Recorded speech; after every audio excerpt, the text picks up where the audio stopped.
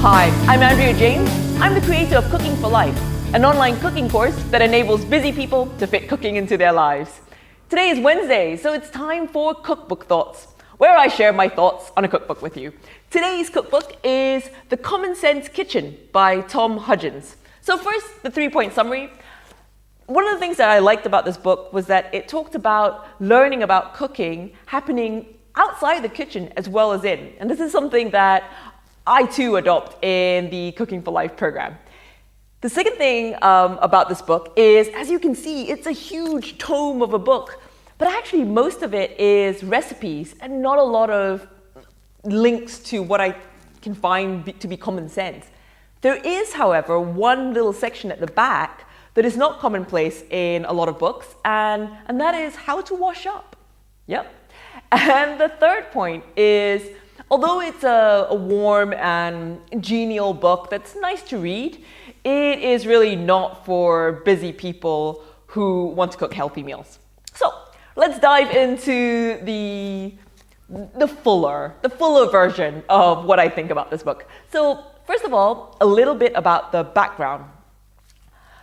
The author is from a college called Deep Springs College. If you've never heard of it, it's an exclusive 2-year college that was founded in 1917 on a working ranch. So it's free to this day, partly because the students have to work, and there are only 26 people at any one time. So 12 to 13 young men arrive each year for a 2-year program. Yep, just men.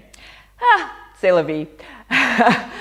It is extremely selective though, and the type of person who graduates from this college tends to go on to prestigious universities like Harvard and Oxford, Yale, that sort of thing.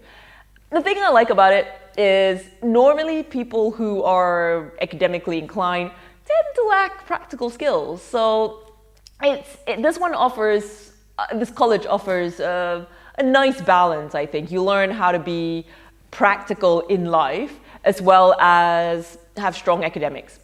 It's the type of place that I would love to go to, if only I were a young man. So I want to read you just a little bit from the start of the book. I think it's quite nice. He says, learning to cook, like learning any craft or skill, is a matter of learning to pay attention, to ask questions. The best first step in learning to cook is developing close attention to what you eat. What tastes good to you? Why?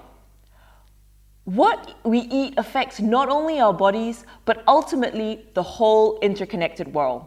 To open a can of green beans creates a different result both in your body and in the world than if you bought and cooked a handful of fresh green beans.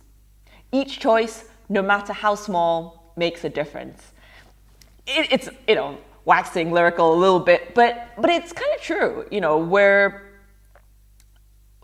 everything that we do has a sort of rolling effect. And that's something that I take you on a journey on the course itself, where no matter where you are, it's not a case of I want to be somewhere else. It's at any starting point, each little choice will make a difference to your life. The second thing that he talks about is to pay attention to your food likes and dislikes and how that changes over time.